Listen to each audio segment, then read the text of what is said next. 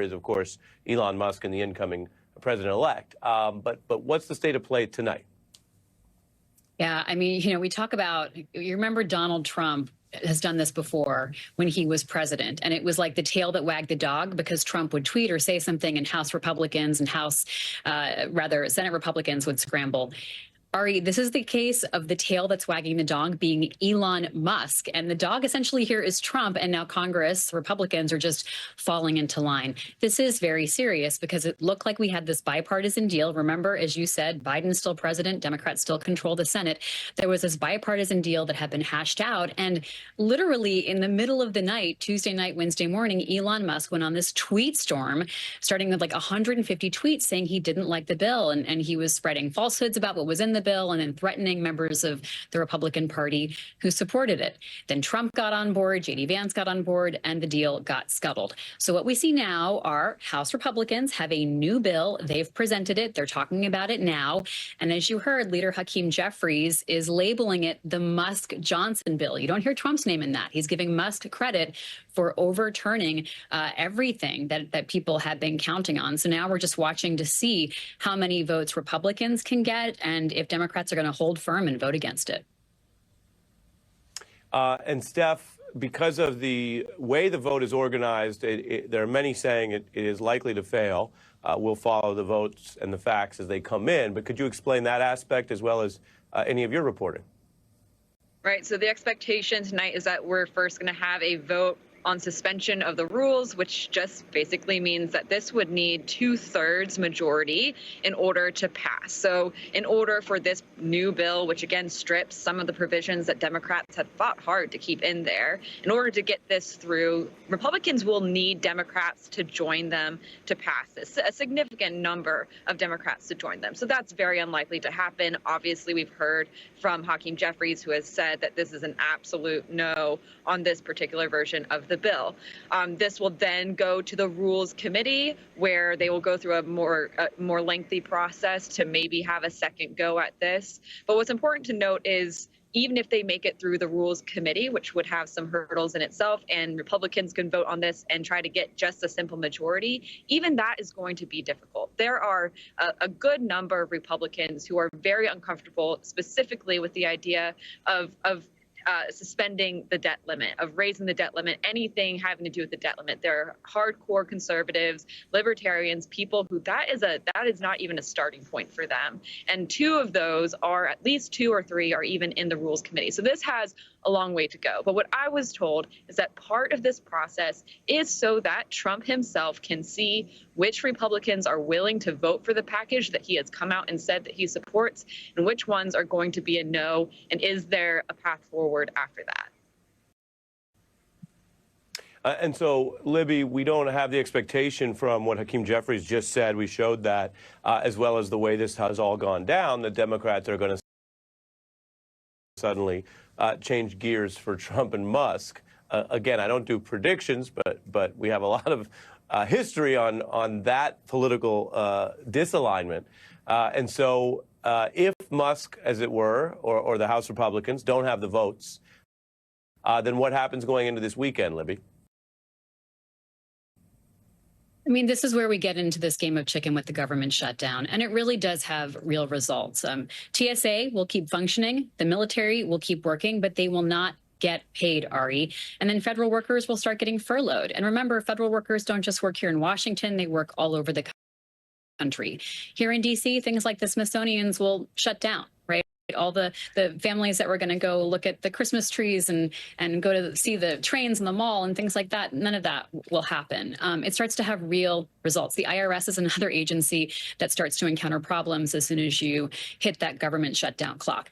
Now, if they struggle to get something passed through the weekend, but then are able to get something early next week, it may not be felt, right? But the clock is ticking. And I just don't see how Democrats would ever get on board with this, because they had been in this negotiation process. They were totally left out of this. And there's no incentive for them to suspend the debt ceiling for 2 years. Ari, think about Congress for the next 2 years. It's going to be run by Republicans, House, Senate, and Donald Trump. in 2 years, Democrats have a chance to turn things around, maybe win back the House. But if they just suspend the debt ceiling for 2 years, that allows Republicans to go on a total spending spree and think about all the priorities that Donald Trump wants to spend money on. It will cost trillions with a T of dollars. And Democrats are like, why would we suspend the debt ceiling so you can just have a spending free-for-all while we're sort of flat-footed here playing defense? Yeah, and the other piece of this, I have some sound from Senator Hawley I'm about to play for you, Steph, which is even if, as I've told viewers, this might get resolved, so to the extent that it follows the sort of theater track of past clashes, I want everyone to understand best as we can what we're witnessing. But even if it does get resolved, and Libby just walked through how that might work, it has revealed GOP infighting at a time that was supposed to be honeymoon period is the typical term, unity over the wins. And President-elect Trump, as we've pointed out, did have a comeback and is coming into power next month. So it seems, even to grizzled political observers, Steph, a little odd to see this turn into GOP infighting at this time. Take a listen to how that sounded with Senator Hawley going after the GOP speaker. The Speaker of the House negotiated this bill. It is a total travesty. We need to have a serious look at who's leading this Congress, because if this is the best they can do, I mean, it's total incompetence. This is a disaster. Is that the message that Republicans hope to end the year on? And what can you explain to us is happening just politically within the party? I mean, there's definitely frustration that Republicans are, so soon divided after what's been, a very triumphant few weeks for them following the election results. They're excited to get going. And even in my conversations with senators on the Hill, they're very excited to get going in 2025. And this really does slow things up. And if we see a CR or spending battles that drag into January and then, slow down Trump nominations, for example, this could just be a real headache for Republicans. And, there's an important part of all of this that the senator mentioned is that Johnson is up for re-election for Speaker. And it's hard to understate how important that fact is in all of these dynamics. Because not only is Speaker Johnson trying to keep Trump happy, not only is Johnson trying to make sure the government gets funded and we don't see a prolonged shutdown, but he is also trying to keep every single one of his Republican members happy enough that he can stay in his Speaker role moving forward. And that is certainly in jeopardy right now. Libby and Steph, thanks to both of you. Stay close, depending on what happens here in the next hour. I want to share with our viewers some of the context to all this, because, as I've said, some of it may not matter, and other parts will matter a lot if you care about how our country is going to be governed. I have Howard Dean coming up on this point, but I want to walk through how we got here. President-elect Trump has not even assumed office yet, but this chaos and GOP infighting that we were just discussing has some observing that, in a way, Trump's already taking a back seat in Washington. Donald Trump has been relegated to be the vice president. That may be political exaggeration. We see that from people in politics, but it does reflect some of these Capitol Hill events. You have someone who, remember, was once upon a time a Trump critic, turned donor booster, Elon Musk, jumping into this budget clash at the last minute, demanding Republicans reject a deal that their leaders had already basically arranged, and getting that halted. So now they're ending the year in a very different way, substantively and certainly on TV and in messaging. This is sparking references to Musk's new influence and his now demonstrated ability to overshadow Trump. Musk detonating a rhetorical nuclear bomb in this funding clash that could cause a shutdown. That's how the Times described it. One of our guests just went through the 150 online posts that Musk made, pushing Republicans to drop what had been negotiated by their leaders as their deal. Republicans don't want to end the year with this infighting and disorganization on display, let alone a shutdown. But Musk's MAGA ties and money are having an impact. Some have even oddly suggested within the Republican Party that Elon Musk could become the Speaker of the House. And that's legally possible, by the way. Non-members could become Speaker. It's also, I have to tell you, unlikely. Musk has avoided a full government job in the Trump administration so he can completely run his companies. There are still laws that govern that, which is one indicator we have that laws are being followed and he doesn't want to go into government. Now the Congress and the budget is facing this pressure from a man who didn't win any votes, has not developed any discernible expertise on the federal budget and this process. So let's be clear and speak in English. Elon Musk bought power through campaign donations and buying the platform Twitter. And yet this is also a new step in an older problem that has been bipartisan in America. I want to be clear about that. The billionaire pressure tonight, this story going into the weekend, is about a right-wing billionaire working with Trump. But the rich can buy influence across both parties. It's a long story. I just want to give you one example. If you go back 20 years, some of the top mega donors were spending about $4.5 million. You see there, just as one example. Look at this different scale. Musk spending over 60 times that amount here 20 years later. That's racks on racks on racks. He even held contests to pay extra money to voters to participate in his sort of MAGA-friendly petitions through lotteries in key states. Those were under legal review. Musk spending over $250 million. It is the largest from a single donor since at least 2010. So what I'm telling you is the loophole or path here that can be exploited can happen through either party. These loose laws and Supreme Court loopholes have put our politics awash in money, and now we are starting to see just how much they can spend and how much one man, Elon Musk, can disrupt the entire governing process. But he doesn't have to wait till Republicans have more power next month. Apparently, he wanted to jump in now. Whether he fully thought through the implications or not, we don't know. There are Republican insiders, though, who say Trump was basically forced to play catch-up as Musk backed him into a corner. So that's the story of the richest man in the world demanding the U.S. spend less money on programs because of his influence that he got by spending his money on politics. And as we reported earlier this week, the actual government shutdowns, I've told you, are rare. There is usually an off-ramp that the parties find.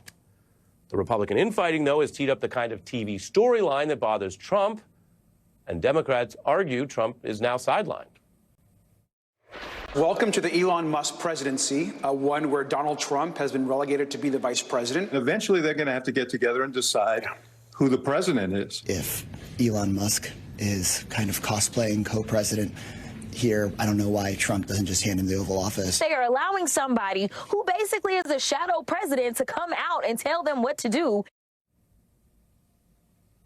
Now, that's political rhetoric. You can see that going back and forth between any two parties that are fighting over these kind of things. But the jabs could matter in the longer-term governing relationships here. Musk is violating what is known as the first law of power from the classic book, which states simply, never outshine the master.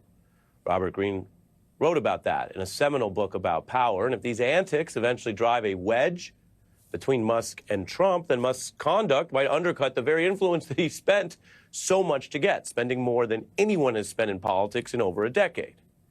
And I want to show you this tonight. As if on cue, here's what Trump aides are telling the press now, that Elon Musk's power flows only from President-elect Trump. And, quote, there are things Elon doesn't agree with us on that he ain't getting. Well, I guess that settles it, right? You have it. Just a totally unbothered statement. But the current events say otherwise. Elon Musk is wielding power that clearly flowed from his own views, what he independently did and posted and demanded the Republicans do based on what he wants for spending, not Donald Trump. And then he had Donald Trump playing catch-up to look like he's involved in this whole national governing thing. So now you have a little bit more of the backstory, including the problem of money in politics. We're going to bring in, as promised, someone who used to run one of the parties, former Governor Howard Dean, when we're back in 90 seconds. Sounds like you need to vaporize that cold. Dayquil VapoCool? It's Dayquil, plus a brush of Vicks Vapors. Dayquil VapoCool, the vaporizing daytime coughing, aching, stuffy head, power through your day medicine.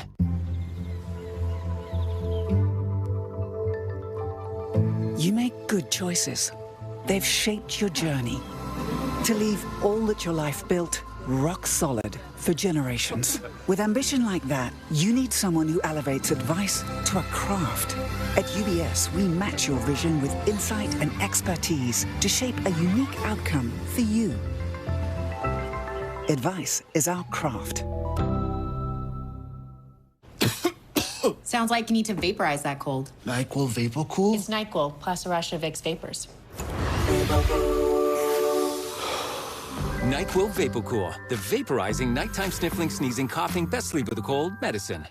Dry eyes still feel gritty, rough, or tired? With MyBo, eyes can feel MyBo. MyBo is the only prescription dry eye drop that forms a protective layer for the #1 cause of dry eye, too much tear evaporation. For relief, that's MyBo. Remove contact lenses before using MyBo. Wait at least 30 minutes before putting them back in. Eye redness and blurred vision may occur. Ask your eye doctor about prescription MyBo. Donald Trump, chief of staff to Elon Musk, comes trotting in and blows up the deal. There you have it. Democrats have found their message on this one. We are joined now by the former chair of the entire Democratic Party, former governor, Dr. and Howard Dean, former presidential candidate. Howard, what's happening tonight? What do you make sense of here? You know, I was thinking about this during your intro. I've been in politics, national politics, since 1980 when I was a Carter delegate, and I've never seen anything like this. And I think Trump has gotten in over his head. He doesn't understand. Musk is a total egomaniac and believes that he can't be stopped no matter what he does, and that includes Trump.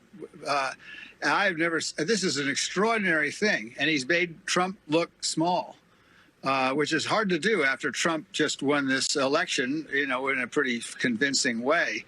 And I think Trump understands what kind of trouble he's in, but I don't know that he has any way of figuring out how to get out of it. And it's going to get worse because the margin in the House now is significantly bigger than the margin of the House is going to be on January 20th.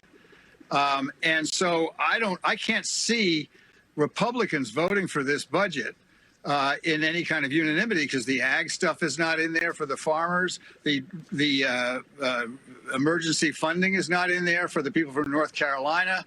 So, and the Democrats are certainly not going to go along with this nonsense. They went through a process that you're supposed to go through. They made concessions to the ruling party, which is the Republicans, and they all got taken away.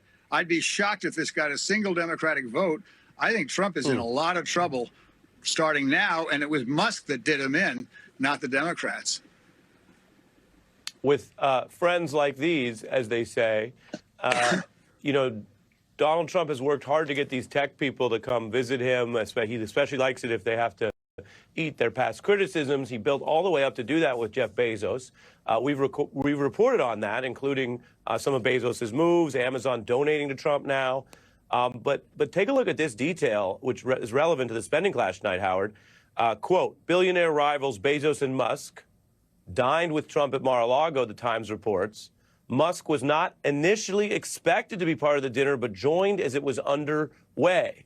Very sort of diplomatic, classy language for what it sounds like, according to the Times, was a crashing or unplanned addition, where instead of Trump getting what he wanted, I guess, this private time with Jeff Bezos, Musk is around and shows up and does what he wants. How do you think this affects the governing relationship? I think it's absolutely unbelievable because I think Trump just bit off more than he could chew. Musk is a megalomaniac, and he's got $300 billion to prove it, and nothing gets in his way, including the president of the United States or the president-elect of the United States.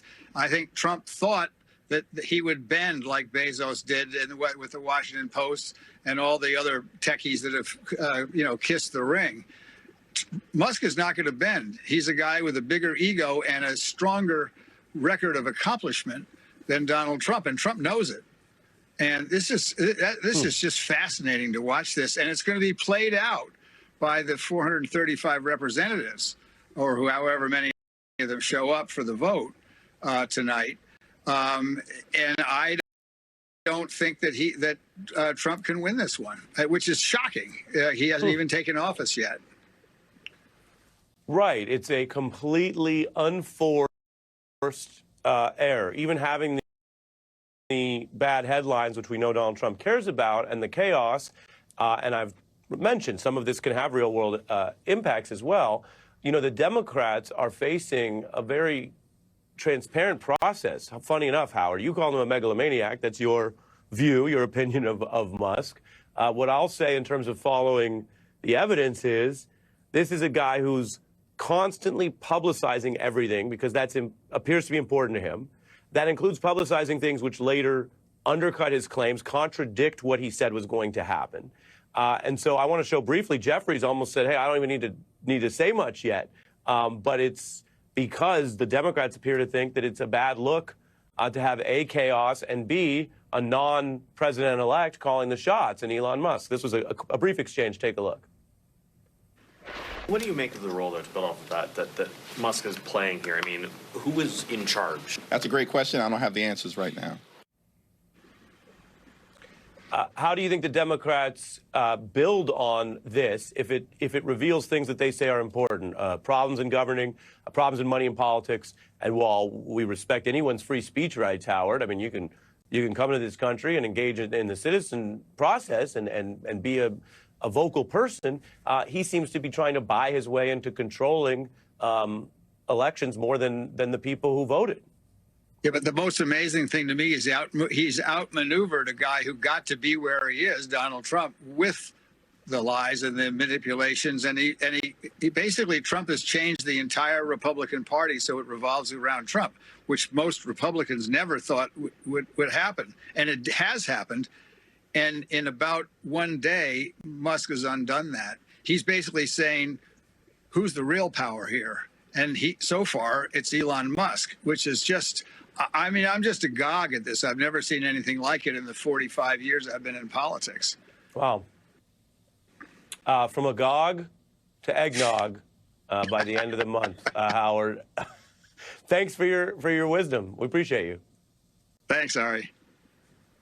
Absolutely. We're going to see if we can take a look at the House in full here. I want to show, let's take, Congresswoman DeLauro speaking.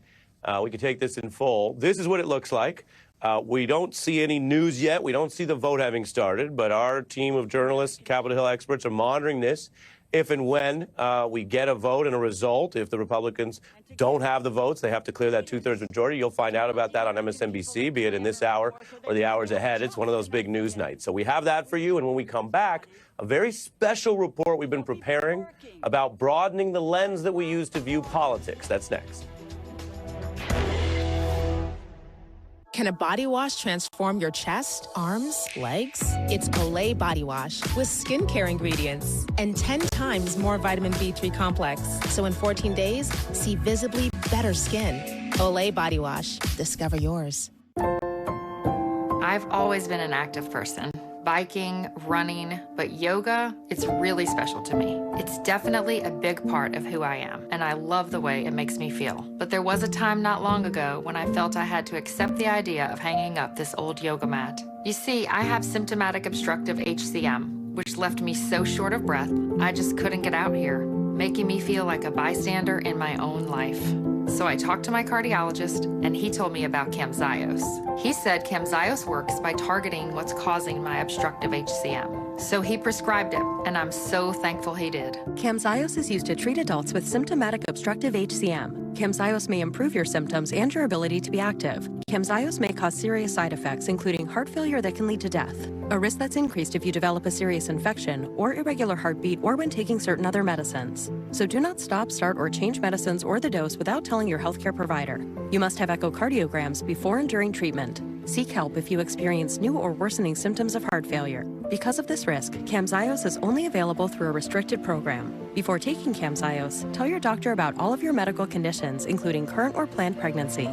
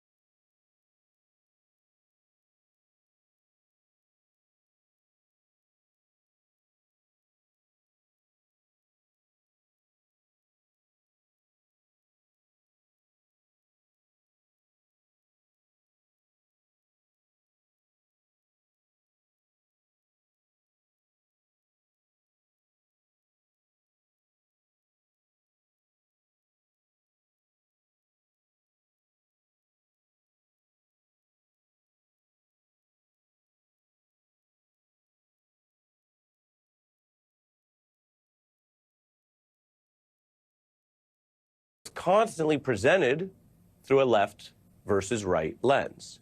We've pulled these headlines from many reputable outlets over the years. Headlines and rhetoric constantly tell you about Dems on the left, GOP on the right. This is so automatic, and if you follow the news, I bet you're very familiar, that it's kind of just how politics is discussed. But does that lens capture everything? And does it capture what's happening right now? Well, we're going to turn right now to a wider view on what's happening. It includes that lens, but expands it. So I'm going to start very simple. You will completely recognize this. The traditional left-right spectrum, right? Very clean, straightforward. Not filling in the chart yet, just left, progressive, right, conservative. And you could put things all across through that lens, right? But some issues don't just fit left and right, especially lately. When you hear broad concern about what I mentioned, the broken parts of our capitalist, profit-driven healthcare in America, or opposition to discredited elite institutions from Wall Street to certain U.S. government foreign policy decisions, well, some of those issues may follow a more up-down track. This is a different way to think about it, but you can consider up as norms and order, rules, institutions, those things we hear about. Basically, that's the top. And you could think of the down part as the opposition to those things up on top, the anger at elites, the call that sometimes disorder is necessary and disruption is overdue because those old norms and order have been considered failures or even completely discredited. That's a different axis. And here's the thing. It doesn't have to replace left-right when you think about it, because ideology still exists, of course, but the up-down issues may be driving a lot of politics. So it makes more sense when you plug in examples. Consider this exercise. The standard left-right spectrum goes from, say, larger government to smaller government. And if you trust institutions, you might back expanding government programs. So if you look at the upper left, just go to the very upper left, and I'll guide you through this. It says expand Medicare for all, because that would be believing in a current system like Medicare and doing a liberal thing. If you go to the upper right, you see abortion bans, using government power, that's the current system, to enforce a conservative social priority. And on the normal left-right, you have larger, smaller government, of course. Now, if you go to the down section of this, you might see plans that cut against the existing system.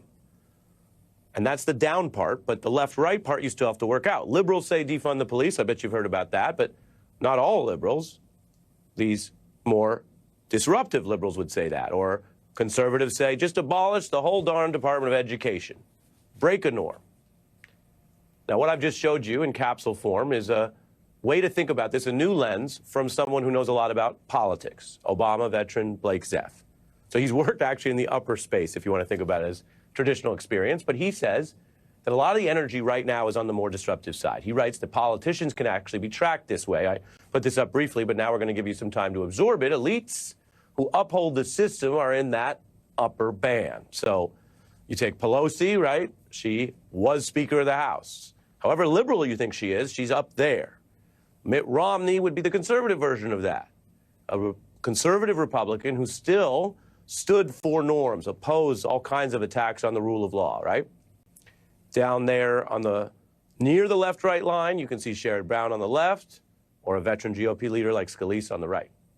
And if you go all the way down, you can see people who, in addition to ideology, are tapping this disruptive energy. In fact, when you think about Bernie Sanders, you might already kind of know that he's not your traditional political elite. You kind of feel in your gut. And he's in that more disruptive area of liberalism, just like that other conservative there. Abbott has been very vocal about not just being ideologically conservative, but tapping into what he says is necessary disruptive energy against traditions and norms, sometimes even claiming he'll just break laws even though he's in the government. He won't follow Supreme Court precedents, he said, although he hasn't always acted on that. So the View may capture something real here, something that's missing in the standard language of politics. And what we see matters to both to grasp reality, but also for anyone who wants to try to face what's happening right now or channel political solutions. The writer I mentioned, Blake Zeff, says that while left and right has explained a lot, this moment might turn even more on up or down, and that effective leaders may channel that. And think about it. We have all these people, apart from Harris and Trump and the recent campaign, all these people agitating against elite bankers, elite CEOs, elite Wall Street practices, elite bureaucrats, elite orders about COVID and how to live your life, elite media, big theme, and then, of course, elite politicians. And that's the kind of attack that can dog anyone, even anywhere on the chart, if you think this populist energy is driving something. So, I told you we'd try to think a little different tonight. Joining us now is that political veteran I mentioned behind this whole lens and analysis. Obama veteran Blake Zeff is a documentarian. You might recall him being on MSNBC a lot, providing political analysis. He's been on different programs. And we should mention his documentary, Lone Wolves, looked at some of these elite failures and the student debt crisis that aired on MSNBC. I have to mention, I was among those that he interviewed out in the New York City streets. We grabbed a hot dog for that project. Tonight, I'll be interviewing Zeff. Welcome.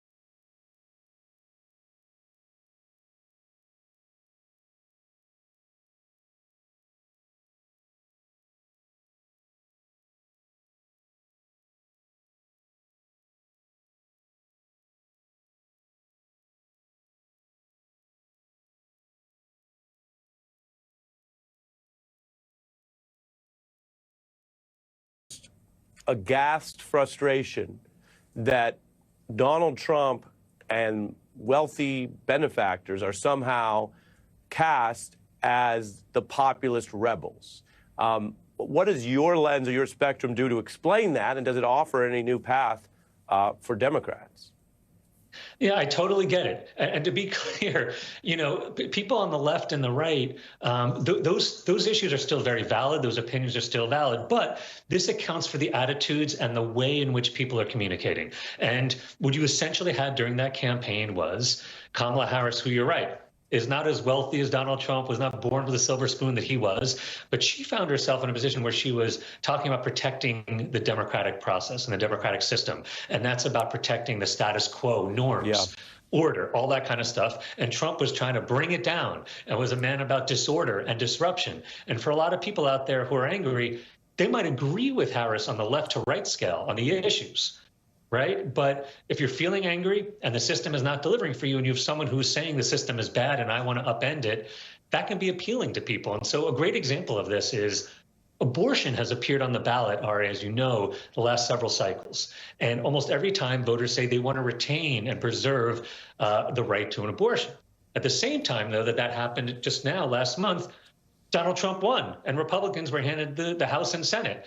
How does that make sense? Well, the answer is that left to right does not explain everything about how people are feeling. And so you have Trump and Elon Musk saying the system is bad. And for a lot of people, that's enough. And just to give you one very, very current event that plays into this government shutdown that could be looming right now. That plays into this idea of people who are out there who aren't fully following, but they hear that Musk and Trump want to shut the government down and the government's not working for me and my life isn't so great. You could see how that might appeal to them, even though for many of us, it's terrible. Yeah, it's super interesting, which is why we wanted to kind of take some time to think with you here. Blake Zeff, folks can follow you at Blake Zeff online on socials like Twitter if they want to see some of this. Thanks for spending time with us. Blake just mentioned the House vote and this idea of a government shutdown. That House vote, I can show you right there, is underway. So we're tracking that as promised, and we'll be right back.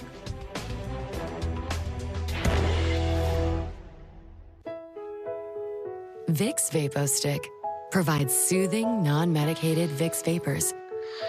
Easy to apply for the whole family. Vicks VapoStick. And try new Vapo Shower Max for steamy Vicks vapors. When I was younger, my calling was to play football. But as I grew older, I realized life isn't about how many people you can knock down. It's about how many people you can lift up. At Ram, our calling is to build game-changing trucks. So when you find your calling, nothing can stop you from answering it. Right now, during the Ram Wrap Up the Year sales event, get $6,500 total cash allowance on the purchase of select 2025 Ram 1500 trucks. See your local Ram dealer today.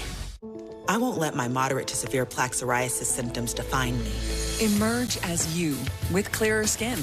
With Tremfya, most people saw 100% clear skin that stayed clear, even at 5 years. Serious allergic reactions and increased risk of infections may occur. Before treatment, your doctor should check you for infections and TB. Tell your doctor if you have an infection, flu-like symptoms, or if you need a vaccine. Emerge with clear skin. Ask your doctor about Tremfya. Ooh, stuffed up again? So congested. You need Sinex Saline from Vicks. Just Sinex? Breathe. What is... Wow. Sinex, breathe, If you're living with HIV, imagine being good to go without daily HIV pills. Good to go binge watch.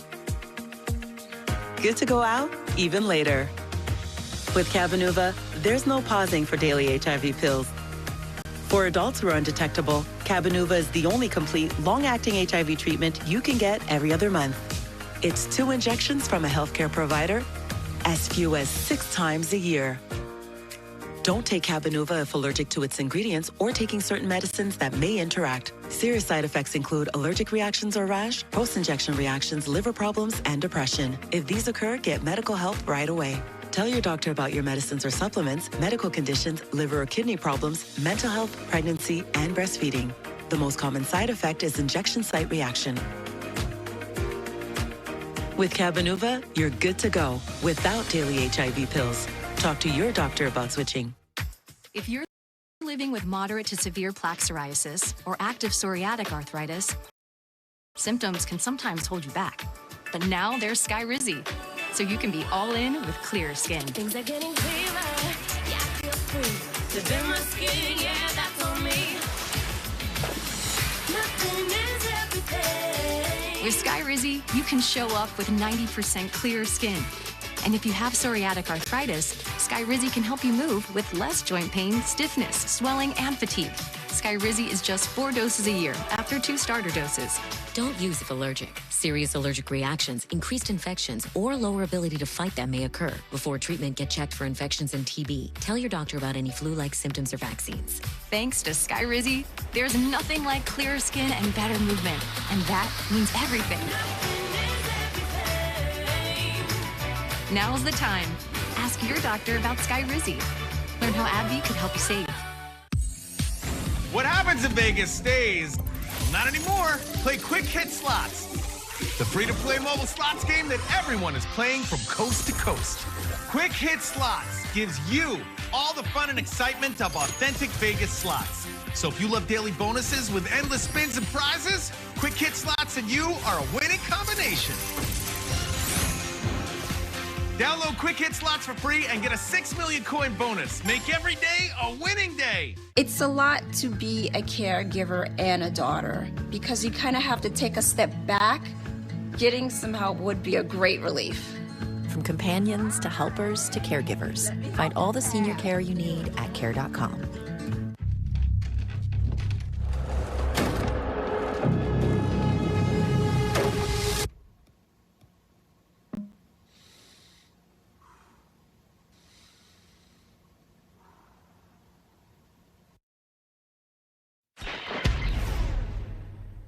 On the floor of the U.S. House, the voting is continuing. We're seeing folks gathering, as you see there. We don't have the vote result yet. This is on the spending plan, though, and you can see it breaking on party lines there. So we're going to track this and find out if and when, if it's within our hour, when Congress does reach a vote on the process here to deal with the spending clash.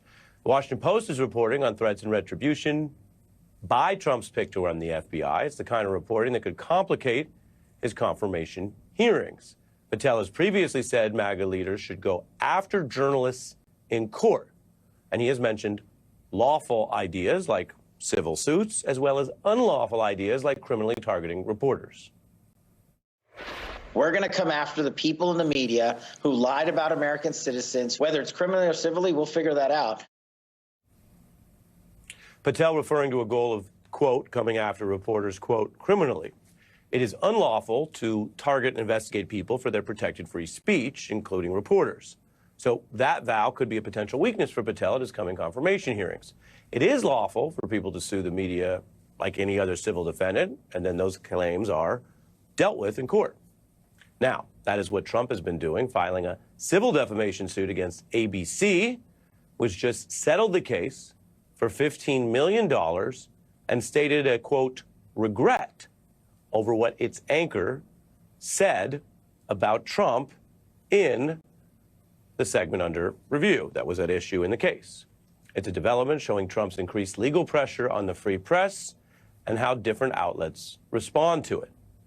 We are joined by Howard Dean and Libby Casey, who have been with us on more than one topic today. Libby, your thoughts here. I made great specific reference to the fact that people are allowed to file civil suits, and then they're dealt with. That's quite different than some of other rhetoric by Patel. So what do you see there in someone who's poised to, for Donald Trump's pick, be the FBI director, as well as that ABC suit? So Kash Patel, if he is indeed confirmed as the head of the FBI, will have wide-ranging power to launch investigations. And even if it never gets to the point of a prosecution, which would be different jurisdiction than what he can do, Ari, it could be incredibly costly for anyone who has to defend themselves or just lawyer up and get ready. I will point out that Donald Trump has gone after the very well-known pollster by many in your audience who are political junkies and Ann Seltzer. She's really famous in Iowa for her polls, which are always really interesting and newsworthy. But she came out with a poll right before the presidential election showing Kamala Harris up in Iowa ahead of Donald Trump. Now, we all know that Donald Trump won the election, but Donald Trump has gone after Ann Seltzer, her polling firm, the Des Moines Register, the newspaper, and even its parent company, Gannett. And here's what's really chilling, Ari. He's actually going after them for violations, he says, of the Iowa Consumer Fraud Act, right? So we're not talking about freedom of the press here. We're talking about going after something else. And this is what authoritarian leaders in other countries have done to try to silence journalists, is not just suing them for defamation or what they said, but trying to go after them in other ways that can be very hard to legally fight off and deal with. Yeah. Howard, I'm curious what you see here in the political side of this. These are political efforts to change how people act or change coverage or have some impact. And ABC is going to make its own decisions, but it was widely covered that the case was not an obvious loss by any means. And their statement, which I referred to, doesn't say, and again, I'm referring to what ABC says, that they made a material, important, factual mistake. The statement just says they regret the statement that was made about Trump. Your thoughts on all of that, Howard? I think we're in big trouble. I mean, Kamala Harris, when she was running saying democracy was in the ballot, now I think people are beginning to understand. This really all started in 2000 when the Supreme Court in a 5-4 partisan majority chose the next president. Now, I think Bush would have been elected anyway had they gone through the proper congressional process. But the fact is, the Supreme Court, in a partisan decision, decided not to count a whole lot of votes in Florida. Today, we have a Supreme Court that's bound up in partisanship, and we have a Supreme Court where there's corruption. We have a Supreme Court where 33% of the American people actually think it's doing its job. I think there's very little protection. And I think a lot of these CEOs, I believe that decision to give Trump $15 million, his library $15 million was made by Bob Iger of Disney, who's the CEO of Disney, who owns ABC. The same stuff that you saw when Bezos pulled the anti-Trump endorsement by the newspaper that he owns, the Washington Post. Same stuff you see going out in Los Angeles, where the owner of the paper is now censoring everything that goes into the paper to make sure it doesn't say anything about Trump. We are on much thinner ice than I think most Americans believe in. And maybe they don't, maybe they're all very angry, as one of your guests said. But democracy really is worth something. And as Winston Churchill said, it's the worst form of government except for every other. And we are fairly close to, if this falls, protection of free speech, which Trump is absolutely going to attack, then I think the country.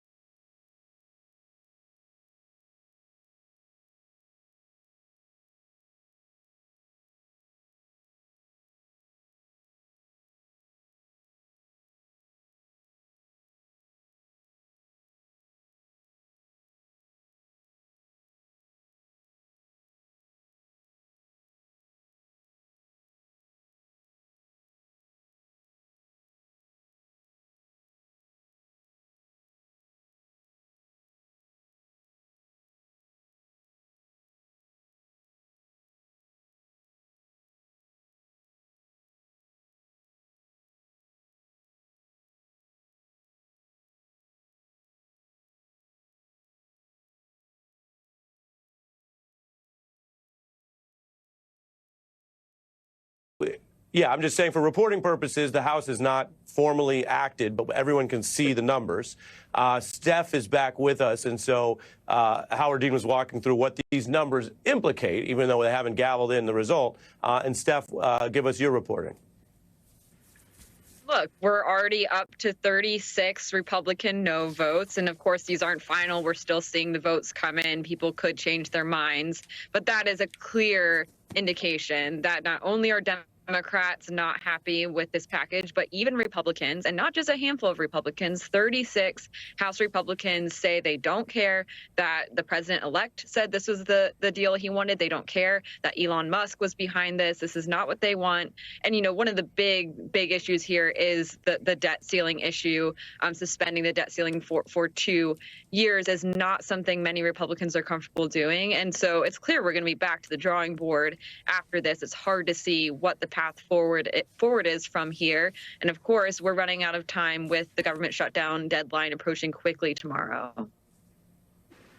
Yeah, and Steph, tell us more about the 36. Howard Dean, and if they do speak, if they gavel anything, we'll take that. But Howard Dean was saying on the current numbers, the Republicans don't have the votes, and you're pointing out that the 37 just jumped 36 to 37 is intra-party rejection, opposition to what was this Trump-Musk effort, quote unquote. So explain more what you mean by those 37 Republicans against what is a Republican proposal. Well, I mean, just as we see those numbers tick up more and more, it just shows that there are still a significant number of Republicans, even in the House, who are not going to just take whatever Trump gives them and vote for it, no questions asked. And it also shows, of course, this particular vote needs 2/3 majority to pass, which is clearly not going to happen at this point. But even if they were to move on and take a little bit more time, go through rules and bring this back to the floor to try to pass it with a simple majority, Republicans don't even have the votes to pass it with a simple majority right now, again, where things stand at the moment. But a part of this whole process was so that Trump and Musk could see the votes. They could see who will buck them. They could see the names of who is willing to vote in line with them, who is willing to push back, and they can see what they're working with and move forward from there. But there's still a lot up in the air, and there was still lots of pushback to the original plan that came out just the other day. So it's not clear that the first bill would have necessarily had the votes needed to move forward. It would probably have been more likely, but it's clear by these numbers, as we see these no votes keep ticking up, that it's just not Let's what Republicans listen in. or Democrats. Sorry, let's listen in. 2/3 not being in the affirmative, the rules are not suspended and the bill is not passed.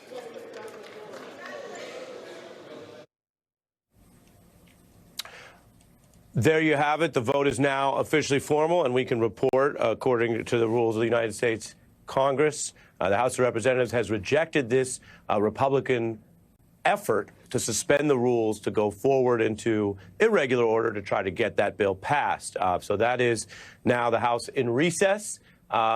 Your thoughts, Libby, about Republicans losing their vote, failing at this effort tonight? I mean, this is remarkable. They had a bipartisan deal. And so Speaker Johnson had Democrats in the House who were willing to get on board. They lost things in this process of Republicans just throwing out the bipartisan deal, like $190 million in funding research into children's cancer. Also dealing with some things that have been talked about a lot, dealing with these pharmacy benefit managers. You might have heard commercials about that. Critics called them the middlemen between patients and insurers. Well, there was something in there that would prevent them from price spreading. There was also language in there to lower prescription drug costs. So both sides got things that they wanted, and Republicans threw it all out. I'll point out something. I really appreciated Steph talking about the numbers and how many Republicans defected. Note how Democrats hung together. They really hung together. They voted as a bloc.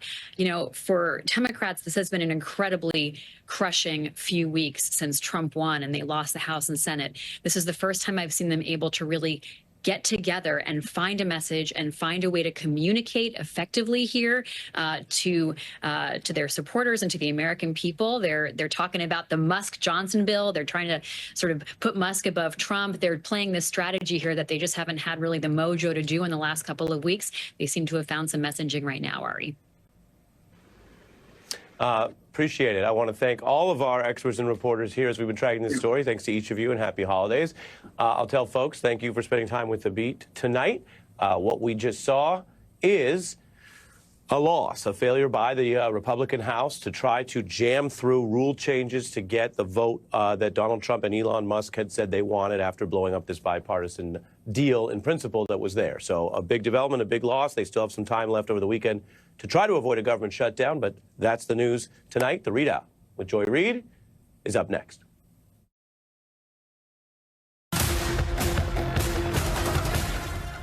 Good evening, everyone. We begin tonight with breaking news from Capitol Hill, where just moments ago, Republicans failed to pass a pared-down spending bill that would fund the government and provide aid for hurricane victims and farmers. It's the end of yet another Republican-manufactured chaotic day and a taste of what's to come. We are here, full stop, because Elon Musk and Donald Trump, who swear they have a mandate, tanked a bipartisan bill that would fund the government and provide funding for other things. More broadly, this fiasco has forced us to ask a question that we'll likely have to ask on a regular basis over the next year at least, and which actually should be familiar to Donald Trump, since it is also the title of an 80s sitcom, namely, Who's the Boss? Is it the great and powerful Oz, Elon Musk, who this week has brought us to the brink of yet another government shutdown by doing something that Trump used to do? Namely going on Twitter, which he owns, and demanding that House Republicans refuse to pass a spending bill, causing them to yap and clap like trained seals and shout, "Okay, boss, okay." Or is it the guy he owns, the aforementioned Donald Trump, who ironically has to issue his social media edict on his Daily Truth social thingy and wait for someone in the media to screenshot his posts and post them on Twitter for him? In the past 24 hours, well, if the past 24 hours, I should say, is any indication, the answer very clearly is Elon. Yesterday, Musk showed the world what he got for his $200 million investment into Donald Trump, you know, besides his fortune ballooning 84% to nearly $500 billion and likely control over the agencies regulating his 300-plus government contracts, and, you know, plus a ginormous additional tax cut, by tweaking out on Twitter and demanding that Republicans in Congress, quote, stop the steal of American tax dollars by tanking the bill to fund the government. And now this was a bipartisan bill that Republicans had previously agreed on.